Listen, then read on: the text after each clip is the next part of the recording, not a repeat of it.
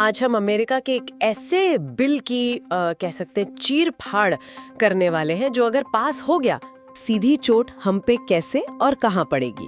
भारत पर इसका असर बहुत गहरा हो सकता है। देखिए, यूनियन बैंक ऑफ इंडिया की एक रिपोर्ट का अनुमान है कि सिर्फ 25% टैरिफ से, हाँ, सिर्फ 25% टैरिफ से भारत को करीबन 10 से 12 बिलियन डॉलर का नुकसान होता।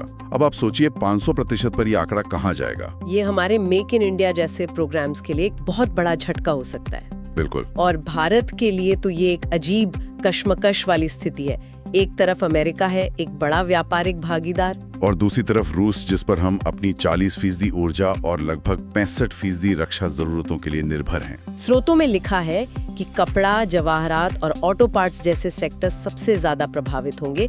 ये सेक्टर ही क्यों? इसकी 2 मुख्य वजह हैं। पहली, ये सेक्टर बहुत ज्यादा निर्यात पर निर्भर हैं, खासकर अमेरिकी बाजार पर। और दूसरा, इनकी सप्लाई चेन बहुत जटिल है। 500% टैरिफ लगते ही अमेरिकी बाजार में किसी भी मुकाबले से बाहर हो जाएंगे।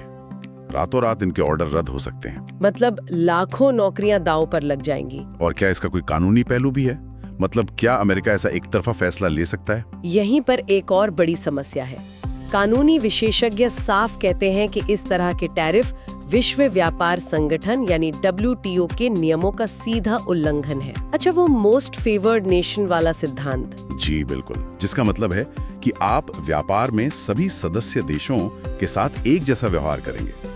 ये बिल उस सिद्धांत को पूरी तरह नकारता है। हाँ, और अगर अमेरिका ही नियमों को तोड़ने लगेगा तो फिर इस संगठन का मतलब ही क्या रह जाएगा? इसीलिए तो ब्रिक्स देशों ने संयुक्त राष्ट्र में इसे दबाव की रणनीति कहकर इसकी आलोचना की है। तो कुल मिलाकर ये बिल महज एक आर्थिक नीति नहीं है। नहीं,